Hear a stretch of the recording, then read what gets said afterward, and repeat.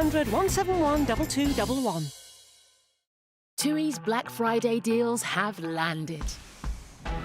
Save up to £300 per booking with a My TUI account. Pick from tons of flight options and holiday durations. Get away for less this Black Friday. Offers now on. TUI. Live happy. Financially protected by Atoll. Transform hard chairs and surfaces into comfy seats with Soft Sitter from JML. The lightweight gel cushion that helps provide all-day comfort and support wherever you sit. The hexagonal honeycomb construction cushions, distributes and supports your weight. And its breathable design allows air to circulate, helping to keep you cool. Perfect for all types of seats or to use as a kneeling pad. Get the comfort and support you need this Christmas with Soft Sitter. Only $14.99 from Asda, Argos, Morrisons, Tesco and JMLdirect.com. JML, your Christmas made easier. If you're homeless, you're never safe. This Christmas, too many young people, like Kira, will be at risk, right here on our streets. But you could help a young person find safety and begin a new future by sponsoring a room at Centrepoint. It's more than a room. You get real support and training to help you get your life back on track. This Christmas, please search Centrepoint Room online today or call 0808 281 8003 and be the turning point for a young person like Kira. Thank you.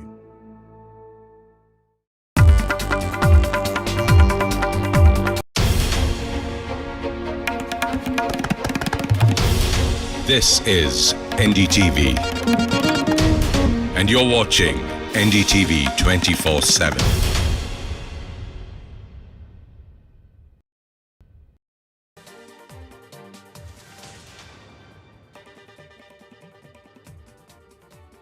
Welcome. This is India Global. I'm Gaurie Dwivedi. Over the course of the next 60 minutes, we've got power-packed lineup of experts, expert analysis, and stories that matter to Indians. But first up, the headlines. Dhaka targets ISKCON amidst minority crackdown. Bangladesh government dubs ISKCON organization as being fundamentalists. India hits back, says that there's bipartisan opposition against Hindu priests' arrest. 60-day Israel-Hezbollah ceasefire halts the 14-month-long war. IDF opens fire as Lebanese return to their southern villages. Pakistan opposition calls off protest for the time being. PTI says that it's suspending the protest due to government brutality on its supporters. Union government approves India's own space station. India's very own space station is now set to be ready by 2035.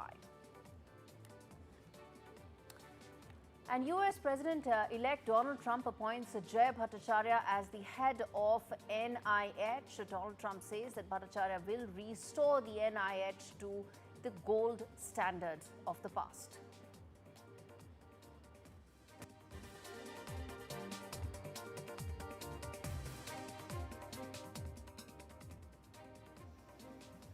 All right, the big story that we are tracking right now is the latest that's coming in from Bangladesh, where a Bangladeshi court has denied bail to the Hindu leader Chinmoy Krishna Brahmachari, who's been arrested on sedition charges. And in fact, he's been sent to prison in triggering protests by community members in various locations, including the capital Dhaka and the port city of Chattogram. A protest broke out demanding Das's release in different districts, including Dhaka, Chattogram, Khulna and Dinajpur, as per some of the local reports coming in. The BJP has staged a protest in Kolkata against the arrest of Chinmoy Krishna Brahmachari, who was arrested day before on, as I said, sedition charges. The case was registered in October after Das was accused of disrespecting Bangladesh's national flag during a rally in Chattogram. The arrest and denial of bail also saw a response from the External Affairs Ministry here in India. All right, let's get in my colleague Saurabh to fill us in with the very latest that's coming in on a story that's actually set to have a huge impact, Saurabh, on the latest in terms of the India-Bangladesh relationship as well. Talk to us about what your sources are telling you? You've been working the phones. What is it that you're picking up that's happening across the border in Bangladesh?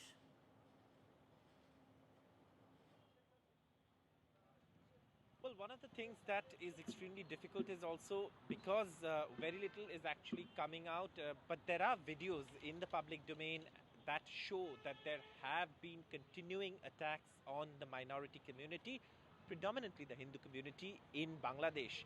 And the arrest of Chinmoy Krishna Brahmachari, who was organizing and uniting minorities, has led to protests from the minority community. Yesterday there was a crackdown when Chinmoy Krishna was being led out of the courthouse and being taken to prison. And there was a death also reported, and the chief advisor to the interim government in Bangladesh, Mohammad Yunus, says that Bangladesh is committed to upholding religious harmony, but that is something that's not being reflected on the ground, where radical forces are threatening minorities, and minorities are facing targeted attacks. So it is a situation that impacts West Bengal. Neighboring West Bengal and Bangladesh have a lot of trade, and today the BJP has held a protest in Kolkata, marched to the Bangladesh High Commission in Kolkata with a set of demands, largely being that the release of Chinmoy Mahaprabhu, who was only peacefully uniting minorities and organizing people against these attacks that have been taking place on the Hindu community in Bangladesh, and the issue of labeling ISKCON as a fundamentalist organization is something that has caused a lot of outrage, because just a few months ago, when there were floods in Bangladesh, the organization of ISKCON was a leading sort of relief provider, doing relief work in the flood-affected districts. And what Shubhendu Adhikari, the leader of opposition in West Bengal, said was that at that time no one called the ISKCON a fundamentalist body, because they were working for everyone, all Bangladeshis, irrespective of community. So that has led to a lot of outrage as well. In fact, Saurabh, that's exactly what I was coming to, which is that the fact is this must have really caused a lot of shock and dismay to the community in Bangladesh. The fact that ISKCON has been labelled as a fundamentalist, and the fact that the charges are as serious as sedition.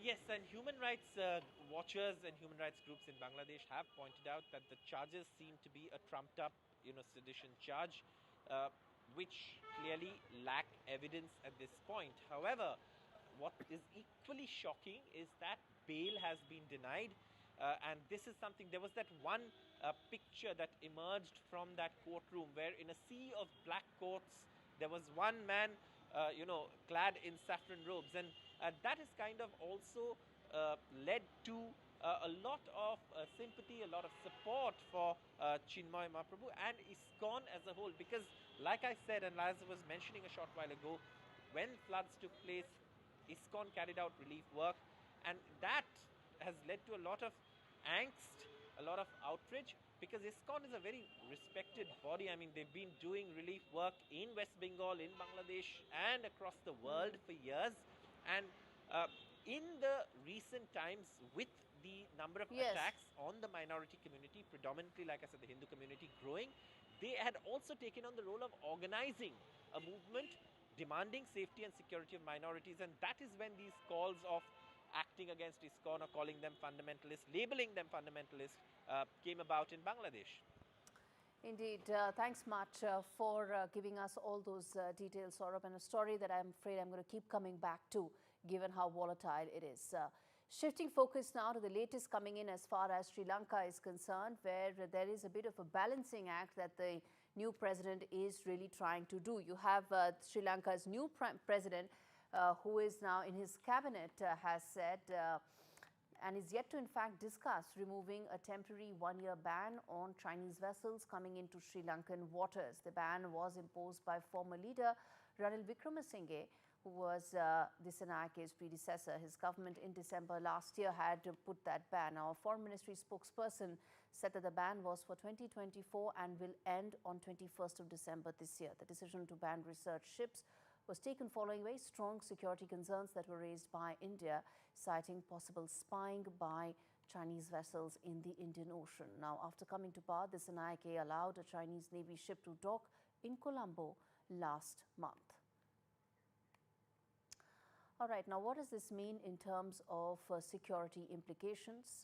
What does it mean for the Indian Ocean as a region, and what does it mean for India-Sri Lanka relationship? Let's get in Rohan Samarajiva joining me from Sri Lanka to talk more about what this means. He is a policy analyst and chairman of a think tank. Thank you so much, sir, for taking out the time and speaking to me on India Global. Let me start by asking you this, that why is it that the new president is delaying a decision that many seem to now be in agreement with?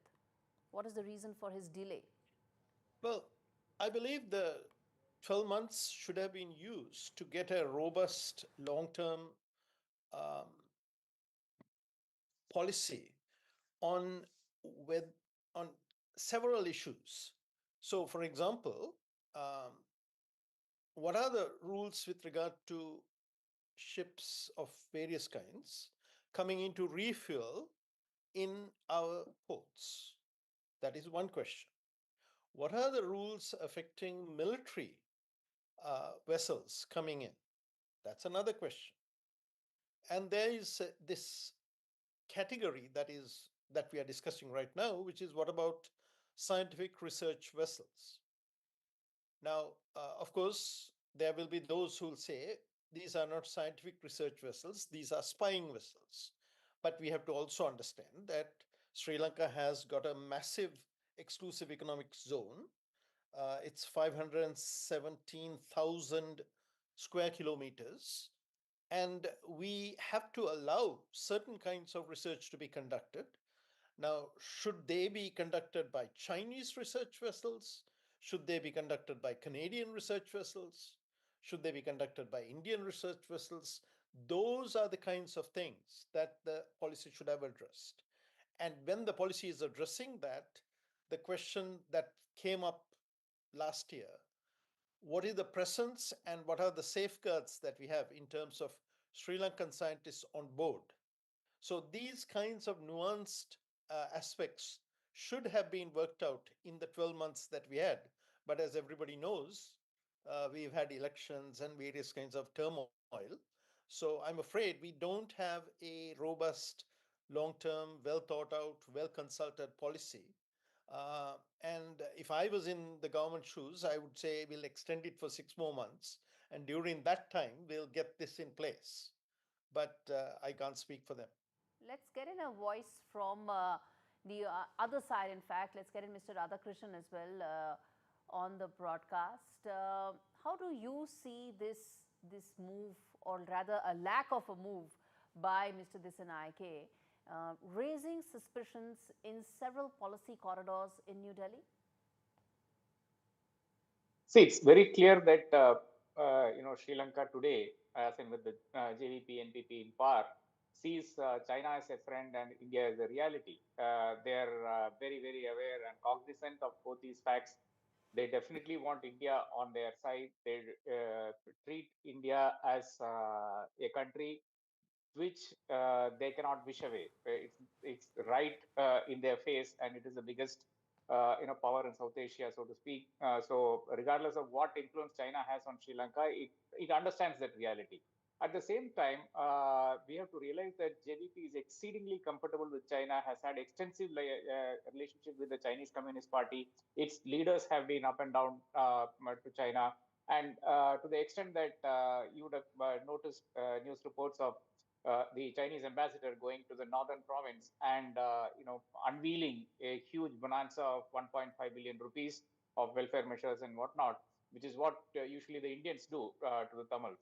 So that is the extent of the relationship and the depth of the relationship, and to the extent that the Chinese ambassador feels it is okay to go to the northern province, which is largely inhabited by the Tamils, who have traditionally been India's friends, so to speak. So it is China entering into traditional comfort zones of India, and in the backdrop of some of these policy indications coming in from the present Sri Lankan government, how do you see the next couple of years panning out for this new government? Krishna, let me ask you this, and then I get a counter from Rohan as well. Yeah.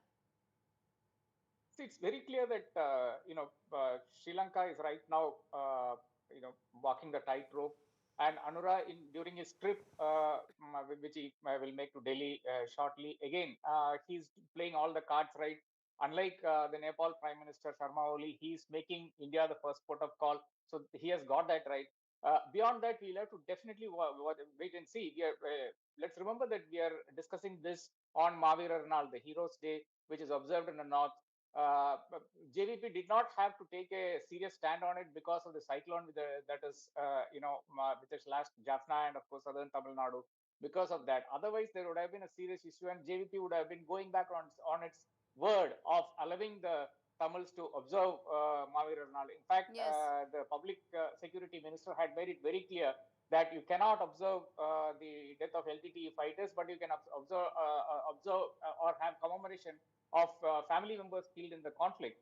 This is extremely ridiculous to say that, because family members died either on the side of LTTE or from fire from the Sri Lankan forces. If we can't celebrate either, then it becomes an issue. But thankfully for the JVP, it was saved the embarrassment, or it was not forced to take a stand today because of the kind of weather that has prevailed there. So luck has helped the JVP as of now. But we don't see any movement in the political solution. And I don't think Delhi is particularly interested in pushing that narrative either of a political solution. So I think there is both sides are standing down, and there could be a via media when Anura meets the Indian leadership in Delhi later in December. Absolutely, all eyes on that very important visit. Thank you so much, gentlemen, for taking out the time speaking to me on India Global. Shifting focus now to another neighbor of India, that is Pakistan, where following government crackdown, PTI, that is Imran Khan's party, its supporters have now called off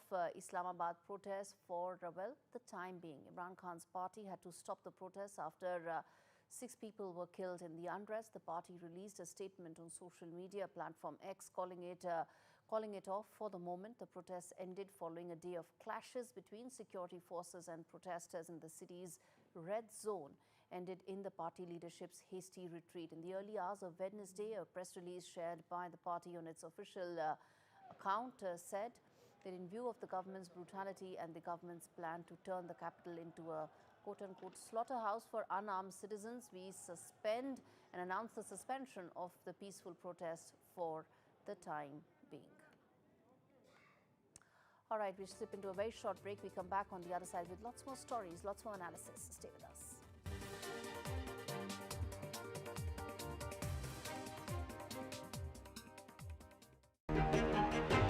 Madhya Pradesh, the heartland of India. With 1,000 years of preserved history and diverse wildlife. Celebrations of art and heritage. Explore Madhya Pradesh. Join us for an interaction on investment opportunities in Madhya Pradesh. Meet us in United Kingdom November 24 to 27, 2024. And Germany November 28th to 30th, 2024. A precursor to Invest in Madhya Pradesh, the future-ready state. In those weeks that he came in, with the 3 weeks that I could be his little girl again, nothing I can do will repay Marie Curie for doing that for me. The amazing gift that they gave me was I was there at his last breath. He was there for my first. I will give everything back that I can to the hospice that gave me so much. Give better end-of-life care to all. Get your free will guide today. Please, can you send someone out? The poor thing is so skinny, I don't think he can walk. Oh, the poor thing. This is awful. Okay, let me take an address. Today, the RSPCA will answer over 2,000 calls about animal cruelty and neglect. It's just completely unacceptable, isn't it, mate? Today, we will need to take over 100 animals into our care. Today, we urgently need your help to save them. please call 0800 121 4219. Every minute of every day, animals are suffering heartbreaking cruelty and neglect. Every day, our team works tirelessly to save them. A gift of just £2 a month will help us do even more. Answer more calls, rescue more innocent animals, and provide more life-saving treatments. But today, animals are suffering terrible abuse and neglect. Help us save them. He's just been left tied up, I think. Poor thing's got no hair on him. He's in a terrible state. Today, please call 0800 121 4219 or text TODAY to 81400 and give £2 a month. That's 0800 121 4219. Thank you.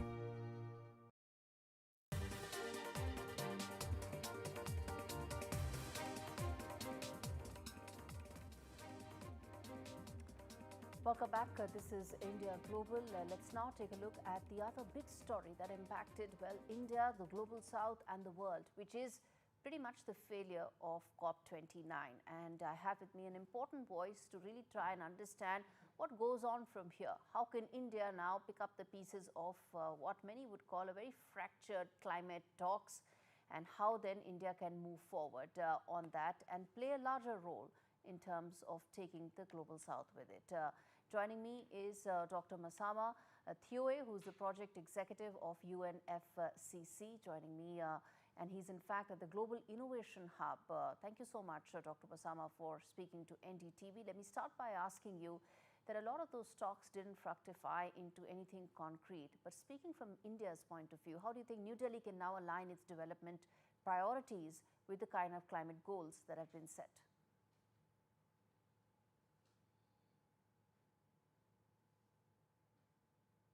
Thank you for inviting me.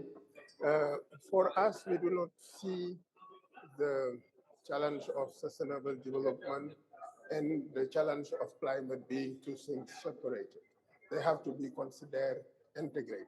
This is why we always put focus on the starting point, the satisfaction of the needs of the many people, no one being left behind, while keeping human activities within planetary boundaries. So it means for us that addressing climate change is not about pure decarbonization of the economy, but it's more about how can we develop and satisfy the needs of the many people while keeping human activities within planetary boundaries. Of course, it's challenging because we need to address both simultaneously. It requires reinventing our economy, reinventing our industry, reinventing our society, but also reinventing ourselves. This is very important. It means that innovation will have to play a key role, not only technology innovation, but also policy innovation, innovative financial instrument, innovative business model, innovative product from the culture and creative industry to facilitate adoption, but also innovative cooperative approach, because a radical collaboration will be required among nations and within nations. In terms of the opportunities that it throws up for India, because India is also not just talking about itself, it's talking about some of the other and most of the developing world and the global south. I think the lessons that will be learned from integrating climate and sustainability solution is an asset and something that India will be able to export. India will be able to position itself as a solution provider. You know, addressing climate and sustainability simultaneously requires the development of a new systemic innovation framework that is human-centric, that is transformative, and that is vision-driven. So it means that we need to be able to paint the future that we would like to achieve and backcast from that future and translate this future into needs in terms of climate and sustainability innovation.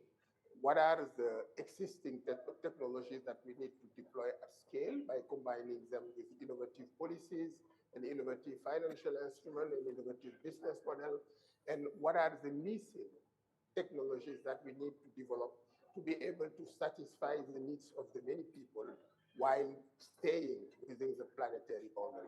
So this knowledge is an asset, and those countries that will be able to acquire this knowledge and this competence will position themselves as the solution provider of the future. But I mentioned also that it requires reinventing ourselves. It requires that we come up with a new metacognitive reframing framework that challenge the way we are thinking, that challenge the way we are acting, that challenge the way we are interacting, and promote three very important core values: caring, sharing, and daring. How do we go about doing that? Yeah. So the first thing, in my view, that is very important is the understanding of the needs of the future. What are the climate and sustainability innovation of the future that are needed to make the climate and sustainability solution? What are the skills that are needed to transition toward sustainability? And then with these two understanding, India can be have the footing, that the tool that will enable the country to support the development of other developing countries by providing capacity building, but also by providing some of the technology that are needed by these countries to live from. One thing that is really important is that the global south will need to live from. We cannot afford to have the same development paceway as the global north. This will not be sustainable. So it means that digital technology will need to be fully leveraged to facilitate the leapfrogging of the developing countries. If India managed to leverage digital technology and leapfrog, this experience can be shared with other developing countries. I'm hopeful that some of those technology transfers will happen soon from global north. But what is the kind of partnerships that India can really build in terms of public-private collaborations to expedite the climate transition and also come out as a leader for the global south to emulate? Actually, we will need broad partnership, public, private, but also philanthropy. Philanthropy have a very important role to play. They will bring the seed funding and the catalyst funding that is very flexible and easy to adapt. The policymakers, the public sector will bring the right policies, particularly the investment policies and the climate policies, and can also create a space that is very attractive for investing in climate and sustainability solutions, including by promoting public green procurement. And the private sector will bring two things. It will bring investment in green activities, but also investment in innovation, climate and sustainability innovation. All right, Dr. Masamba, thanks much for taking out the time. I disagree with some of your thoughts that the burden lies on the global south, but what we can agree on the fact is that there's no time like now, given how urgent the situation is. Appreciate you taking out the time. All right, on that note, we slip into a very short break. We come back on the other side and talk more about some of the other stories, including Russia, Ukraine, and several others. Stay with us.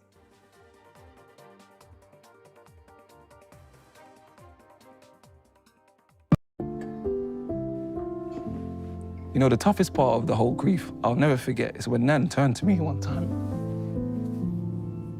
And she goes, "John, I don't know what's happening to me." Those weeks that he came in, with the 3 weeks that I could be his little girl again, nothing I can do will repay Marie Curie for doing that for. The amazing gift that they gave me was I was there at his last breath. He was there for my first. In the calls, they just listened. She just said, "John, just speak." Although people don't like to talk about it, but we're getting older, it has to be done. You start to think about, well, what would I do? Where would I want to leave things? I will give everything back that I can to the hospice that gave me so much, not only in my name, but in Dad's name. Who do I give my assets to? Didn't realise you had a choice. Give better end-of-life care to all. Get your free will guide today. Some people think life slows down in your 50s, but I'm just getting started. And I don't want my lot to have to worry about funeral costs. Let them spend their money on nicer things. So I decided to learn more about over 50s life insurance from Cover Today. They're the only over 50s life insurer with no waiting period. Unlike other insurers who can make you wait up to 2 years, with Cover Today, you're fully covered from day one. And you're covered for the whole of your life. Unlike other things in life, the price never goes up.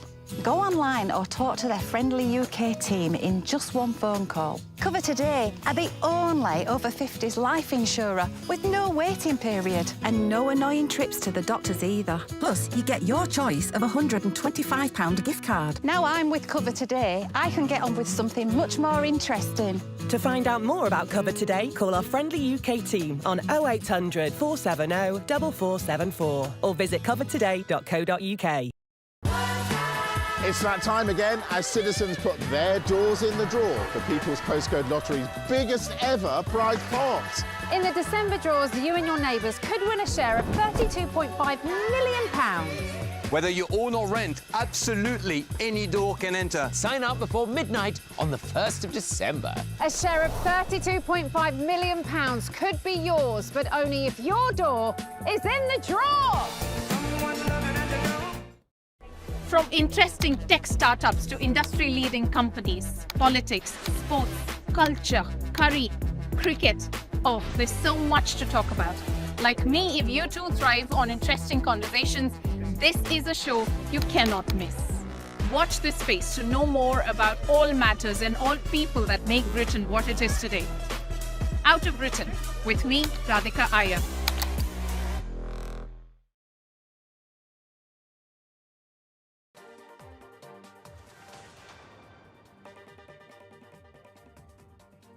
Hello and welcome. This is India Global. We're talking about now the biggest story coming in from the Russia-Ukraine war, where there seems to be, in fact, all efforts being made at this stage to look like that there could be a further escalation in the conflict. The reason for that, twofold. One is the fact that the Russian war machine keeps on gaining territory in eastern Ukraine, but at the same time, there is now movement back home in Moscow as well. Russia has summoned the UK ambassador, Nigel Casey, in Moscow on Tuesday after ordering a British diplomat to leave the country on allegations of spying. Those are very serious charges.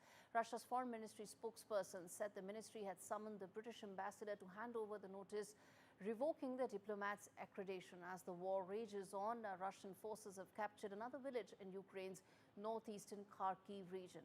The Ukrainian President Volodymyr Zelensky has alleged that 2 civilians have died in the Russian shelling in the city of Sumy in northeastern Ukraine. Meanwhile, Russian media reports indicate that its forces are now advancing in Ukraine at the fastest rate since the early days of the full-scale conflict in 2022, taking an area half the size of London in the last 1 month. On the diplomatic front, the G7 foreign ministers have expressed their support for Ukraine and condemned Russia's irresponsible and threatening nuclear rhetoric. In a draft statement, it was issued after a 2-day meeting which concluded recently in Rome, and also warned North Korean support for Russia marks a dangerous expansion of the conflict. Listen in.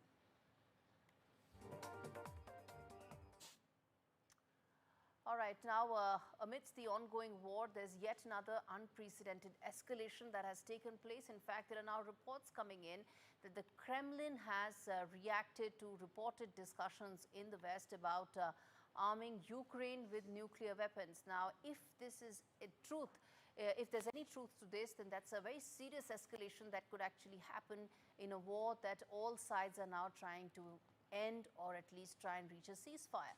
But what's happening is that there are reports indicating that the US may provide nuclear weapons to Ukraine, something that Russia has come out very strongly against. and it has said that the reported discussions are extremely irresponsible.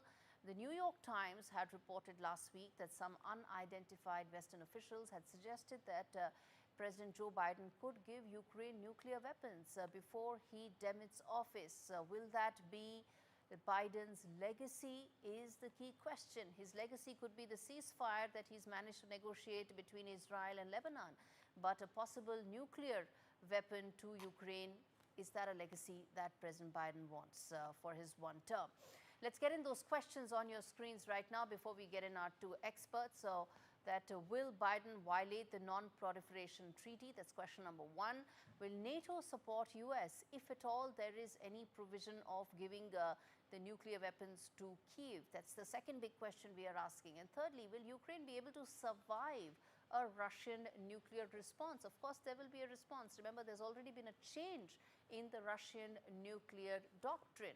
And let's get in Ruslan Botnik to get that answer from. He's the director of Ukrainian Institute of Politics, joining me live from Kyiv. We also have General Sanjay joining me to talk about this. But let me first get in a perspective from Ukraine on a story that I think could actually change the game of warfare going forward. Mr. Botnik, it's not going to be just a unilateral response from Ukraine. There will be an onslaught that will come in from Russia as well. Do you think this would be prudent and wise at this stage to even explore an option like nuclear weapons?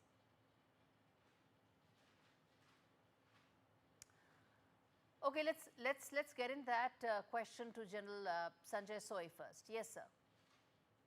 In fact, thank you so much, Gaurie. In fact, I would say that what you have rightly brought out, that this is the unprecedented escalation. It was actually jaw-dropping for me, this kind of twist which had come in. Because if you see in last about 1 month or so, the war has gone to the next level, whether it is because of the permission given to the Ukraine of use of ATACMS, attack MS missiles or Storm Shadow missile system, which then Ukraine used it and used it effectively. In fact, yesterday Russia accepted that their air defense system was damaged and their airfield was also damaged. Under these circumstances, when the tension is very high, already very high, when these kinds of statements come of arming Ukraine with nuclear weapons, we can just keep our fingers crossed that the nuclear war should not start, the Third World War should not start. That is the kind of tension which is building up, which is already very tense. The Russia could be very desperate under these circumstances. Though, Gaurie, I would like to highlight that US has some nuclear bases in... Russia has changed its nuclear doctrine already. In the possibility of any such attack, we're looking at a very strong Russian assault, changing the game completely, changing the warfare completely. Absolutely, because probably it shows the desperation on the part of Russia, the kind of escalation which is taking place, the kind of every red lines being crossed every now and then. So that's why probably that kind of desperation are there. They changed the nuclear policy. The oceanic missile which was launched, which sent a shock wave across the Europe. I mean, people were shocked that if this missile is used against Europe, because as per the change policy, Russia is free to use it. The people who are supporting Ukraine, who are supplying Ukraine with the weapon system, with the arms which are capable of attacking Russia, then it sent a shockwave across the whole Europe. So under these circumstances, though I was saying that Gauriji, US has some nuclear bases already in Europe, like Belgium, Germany, Italy, Netherlands, Turkey. But at this point of time, when the tension is so high, when making such statement and trying to arm Ukraine with nuclear weapon is absolutely, I would say, irresponsible. And here I would stand with. But then but then this begs the question that if at all there is any truth to any of that report coming in, will NATO follow suit, or will there be better sense prevailing? Yeah, I fully agree with you that NATO, I think the biggest losers would be the NATO countries because they are in the proximity of Russia and they are going to be big losers. Second thing is that probably 20th January, only just about few days left before the Biden leaves the office. Before that, is it trying to aid Ukraine or there's something more to it? Trying to create a situation makes it very Mr. very difficult Botnick, for the that next administration. do you think getting nuclear weapons will actually be in the best interest of Ukraine right now? I don't think so, and I think it's not quite possible for nowadays. But you have to understand that this question of nuclear weapon for Ukraine, it's a political technology question. It's a question of how to make the nowadays Ukrainian-American cooperation unbreakable after the Trump appearance in the presidential post. And this is a question of the possible future security guarantees for Ukraine, because no one country in the world is ready to fight shoulder to shoulder with Ukraine against Russia. And the security weapon renovation, it could be a nuclear weapon renovation could be a security question, very important for Ukraine. But I think it's now it's like a blackmailing, political blackmailing. I don't think this way and this information could be true in the nearest future. It could be realized because it's very expensive and it's very dangerous because all Ukraine is covered by the Russian rockets. Also the effort after a war has gone on for over 1,000 days, the effort has to be to try and find a ceasefire, to try and find some possible solution to end the human misery on both sides. Do you think any such provision provides for that, or do you think the focus should be on peace talks to try and get the two parties on the table? Mr. Botnick. You are asking a very good question, a very sharp question. But let's be honest, both sides now, Ukraine and Russia, declining any ceasefire, decline any freezing of the conflict. They are saying it's not our interest. So it's a question for Ukraine and for Russia also. I think this nuclear weapon discussion is a part of blackmailing. Maybe it's a last bet before the preparation in possible negotiation of the finding the resolution of this conflict. General Sanjay, respond to what Mr. Botnick is saying, that this is just negotiating tactics. Yeah, this could be a messaging also. I mean, you're right. But the fact is, I would say that nuclear weapons are the weapon of deterrence. The whole world use it for as a weapon of deterrence. But at this point of time, when the tension is already so high, when both sides are using the latest weaponry in last about 10-15 days, the things have gone to the next level. At this point of time, these kinds of statements which are coming in is probably trying to make the situation from bad to worse, especially when the Trump has made it very clearly who is going to be the next president, that he is going to bring peace, he is going to bring the ceasefire. At this point of time, probably is it giving aid to Ukraine, or is it something more to it? Before the Trump come, make it so difficult, make the thing totally impossible for peace to come in. So that could be another reason. Only time will tell whether the effort is to de-escalate or escalate. Thank you so much, gentlemen, for speaking to me on India Global. And in fact, let's now turn our focus to a very important and a very interesting development that's actually taking place in the UK.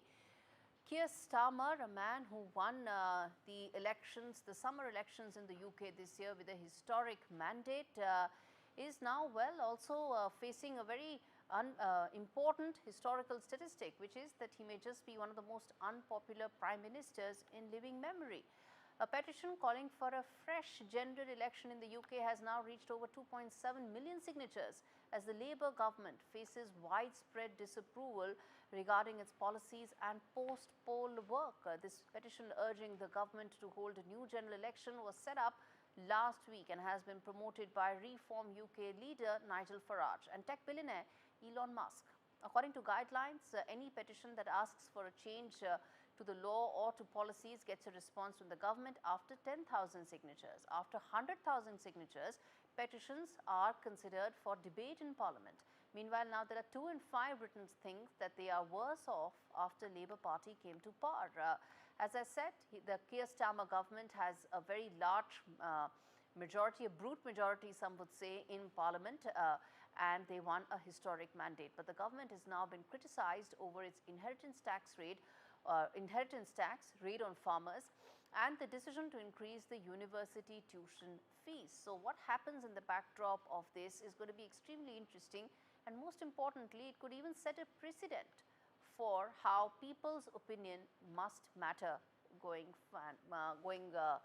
to matter. Let's get in Ollie Barrett joining me from London to give a perspective on how things are unfolding, or well, you know, some would say, Ollie, they are unraveling sooner than what many would have imagined, sooner than what even Keir Starmer would have imagined. Keir Starmer would certainly dispute the idea that things are unravelling, but I think he would privately admit that it's been a difficult start to his time in government, with a number of challenges coming his way. Now, some of his critics would say that some of those challenges have been self-inflicted, but there have also been difficult circumstances on the global stage for him to deal with. He saw rioting and unrest over the British summer as well, which gave the new government an immediate challenge when it came to power, but particularly the economic circumstances surrounding the UK at the moment make life very difficult indeed for the new Labour government. They say that that is the legacy that was left them by the Conservative previous government. The Conservatives dispute that and say that actually a lot of the difficulties the current government is now facing is because of the decisions that they have taken around tax, around inheritance, around farming, around various other issues as well. And so Keir Starmer came into power as one of the least popular new prime ministers in modern British history, despite the fact that he won that large mandate, that large majority from the British people. But certainly the polling suggests that since the election took place, he's become less popular still. And that petition, although it doesn't mean anything, it won't have any impact. I was going to come to that. Petition does just demonstrate that there are enough. I was going to come to that, you know, what does this petition really translate into? Nothing. Nothing at all. The Prime Minister himself has made the point, and he's quite right, that this doesn't really have any meaning. It's not how the system works. The petition means a consideration of a debate of the issue, but Keir Starmer is not going to call a new general election, and he's certainly not going to be doing so off the back of a petition signed by, even if it is a large amount of people. Of course, in the general election itself, far more people than have currently signed this petition actually voted against him, but that's just how the parliamentary system works in this country. He was able, despite the fact that many British people didn't vote for him, he was still able to bring back a large parliamentary majority, which does now mean that from a policy standpoint, he has the ability to bring in many of the policies that he was promising during the election campaign, whether he is an unpopular Prime Minister already or not. All right, Ollie Barrett joining us to decode a very interesting development. Thanks much, Ollie, for breaking that down for us. And on that note, we slip into a very short break. We come back on the other side with more stories, more perspective, and more interviews. Stay with us.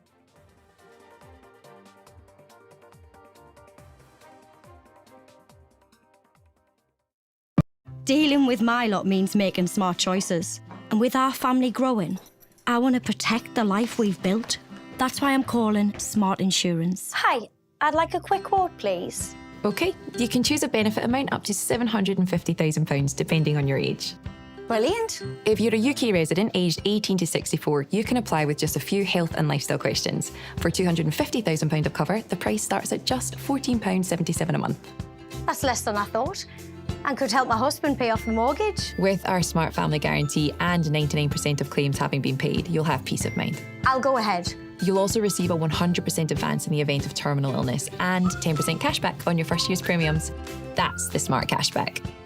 Plus, you get your choice of a £125 gift card. Protect the life you've built the smart way. To get a free quote today, call our specialist UK team on 0800 977 5753 or visit smartinsurance.co.uk. This is how much small fries you get for $1.19. This is how much driving lesson you get for $1.19. Lovely. McDonald's Saver Menu. Actually get your money's worth.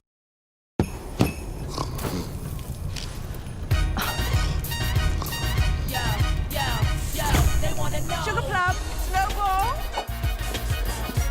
Shall we? How do I look? Slaying. Maya. Fabulous. Really? She'll love that. Marvellous. This one's mine. Last one. You thought it was all him? Make magic. Down in your 50s, but I'm just getting started. And I don't want my lot to have to worry about funeral costs. Let them spend their money on nicer things. So I decided to learn more about over 50s life insurance from Cover Today. They're the only over 50s life insurer with no waiting period. Unlike other insurers who could make you wait up to 2 years, with Cover Today, you're fully covered from day one. And you're covered for the whole of your life. Unlike other things in life, the price never goes up. Go online or talk to their friendly UK team in just one phone call. Cover Today are the only over 50s life insurer with no waiting period. And no annoying trips to the doctors either. Plus, you get your choice of a £125 gift card. Now I'm with Cover Today, I can get on with something much more interesting. To find out more about Cover Today, call our friendly UK team on 0800 470 4474 or visit covertoday.co.uk.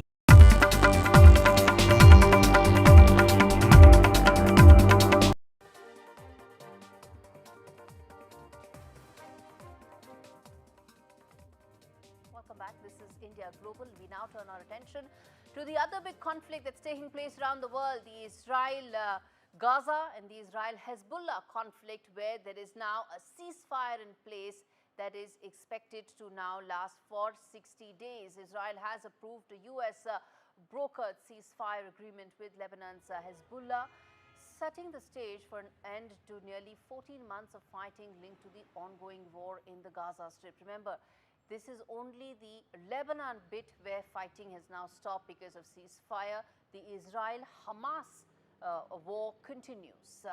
But importantly, as the ceasefire was being announced, Israeli warplanes kept up the most intense wave of strikes in Beirut and its southern suburbs since the war in fact began. Now, what are the details of this ceasefire? When is it likely to now come into force? And for how long will it go on? What is the impact of this on the other war front that Israel continues to fight on, which is with Hamas and several others? What happens to all of those questions? You find answers to in this report. Take a look. An uneasy calm prevails over Lebanon after more than 2 months of intense bombings and killings.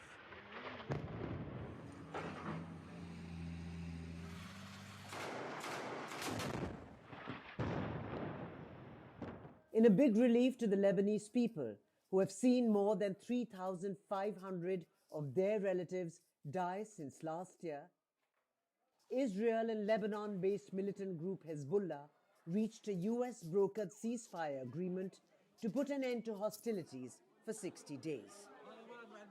Displaced Lebanese families celebrated ahead of the possible announcement of a ceasefire, breathing a collective sigh of relief.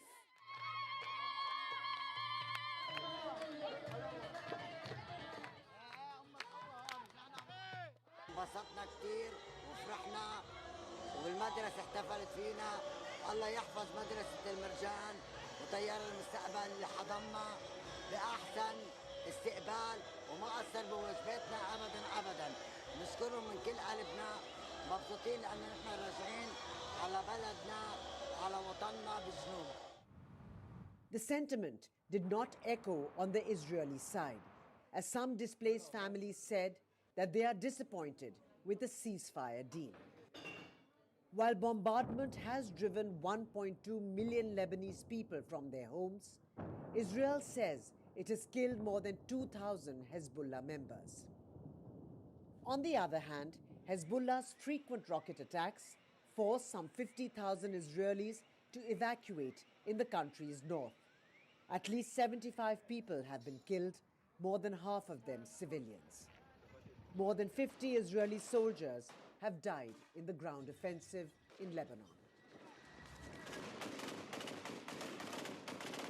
Prime Minister Benjamin Netanyahu said that Israel will respond strongly to any violation of the ceasefire with Hezbollah.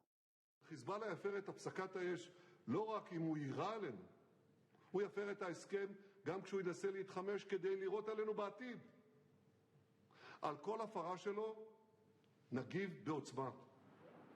As the sides came to terms to pause fighting, US President Joe Biden termed the ceasefire as good news and warned against violation of the truce deal. Let me be clear. If Hezbollah or anyone else breaks the deal and poses a direct threat to Israel, then Israel retains the right to self-defense consistent with international law, just like any country when facing a terrorist group pledged to that country's destruction. Israeli troops began a land invasion of Lebanon almost 2 months ago, after almost a year of rocket attacks from Hezbollah. While the ceasefire deal signals an end to a brutal conflict in West Asia, the region remains on edge as the Israel-Hamas war is far from over, and Tehran's tensions with Israel continue to boil from time to time. With Vishal Vivek, Bureau Report, NDTV World. All right, Melissa Weiss, Executive Editor of the Jewish Insider, joins me from Tel Aviv. Melissa, tell us, what is it that people in Israel are now making of this ceasefire? Are they happy? Sure. I mean, happy is not really a term that I think anyone would use here. I think Israel is ready. Israelis are ready to return home. Remember the 50-some-odd thousand Israelis who were displaced from their homes in the north on October 8th, 2023. They are ready to go home. But they don't feel confident just yet that this ceasefire will hold and that the different international parties will be able to keep Israel and Hezbollah to the terms of the agreement. So there's kind of a wait and see pattern that we're seeing right now with Israelis still not ready to go home. Home Front Command, which oversees security issues, not yet saying it is safe for Israelis to return to their homes in the north. And so, like I said, it's a wait and see pattern. We'll see what happens. We know already there was a violation of the ceasefire this morning when Hezbollah came into a village in southern Lebanon that they were not allowed to go into, and Israeli troops fired in response. So it doesn't seem so hopeful that the international peacekeeping forces are able to keep up their end of this. Hezbollah has not shown much of a willingness to keep up with an end to this, and so we'll see what happens. All right, Melissa, we leave it there. Thanks much for giving us that update. Now, shifting focus, India has given the green light to Shukrayaan-1, part of India's Venus orbiter mission, and setting up India's own space station, Bharatiya Antariksha Station. Venus, often called Earth's twin, is the closest planet to Earth and is believed to have formed in conditions similar to Earth. The VOM probe will help scientists understand how planetary environments can evolve differently. It will also help search how Venus, believed to be once habitable and quite similar to Earth, transformed. India's very own space station will be ready by 2035, aligning with Prime Minister Modi's vision to call to land on the moon by 2040.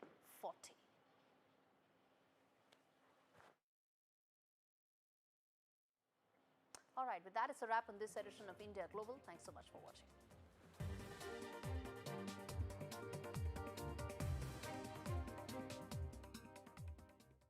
Shop Etsy Cyber Spectacular until December 3rd for up to 30% off items crafted by small businesses. For savings on gifts that say, I get you, Etsy has it. Move over Black Friday. At PlusNet, we always keep it pink because our great value lasts longer than just one day. Like full fibre, our fastest and most reliable broadband from just $25.99 a month. Switching to PlusNet is now easier than ever. That's a plus. And there's no activation fee. See how fast that wiggle is? We're even faster. Get our best price by coming direct. Offer ends 11th of December. Wiggle, wiggle, wiggle. Wiggle. This is an important message for people living with diabetes from people living with diabetes. When I was experiencing the symptoms of diabetes, I didn't know what was going on. You go on the internet and it's full of horror stories. You don't know where to begin and you don't know what to believe. I didn't understand about carbs, I didn't understand about blood glucose levels. I was scared and I was worried. I didn't understand diabetes full stop. That's why the support I get as a Diabetes UK member is so important. You can become a Diabetes UK member too. To join us now, just call 0800 144 5406 and become a member today for just £3 a month. When you do, you'll receive a practical guide specific to your type of diabetes and a copy of Balance magazine 4 times a year. Balance is filled with news and inspiring real-life stories from members just like you. And you'll receive regular emails and vital updates that will help you feel informed and supported. Plus, you'll help support research that could lead to better treatments for all types of diabetes. Membership makes life better because you're not alone anymore. Call 0800 144 5406 or go online to become a Diabetes UK member for just £3 a month. Because membership can help you learn to live better with diabetes. Sitting quietly while your car is made all shiny. Downtime can be just fine too. Ready meal is piping hot. Waterproof on the loo. Just enjoy your back tattoo. Tea break, face break, maybe even watch the ad break. Sometimes it's not time for some tombola, right? It's enjoying lasagna time, chilling with a book time, or time to visit your nan time. Put the phone down. Quidco gives you cashback every time you shop on over 5,000 brands. It always pays to Quidco. Sign up and start saving today. Visit quidco.com.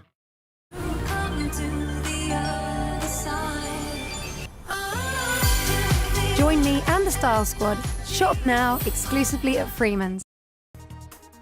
Hello and welcome to the Southern View. I'm Vida Raghav. Special focus this evening on the Union IT Minister seeking stricter laws to contain unacceptable content on social media. But first, let's take you through the headlines we're tracking this up. The Adani Group categorically clarifies that Chairman Gautam Adani and his nephew Sagar Adani have not been charged with any violations of the FCPA in the case before the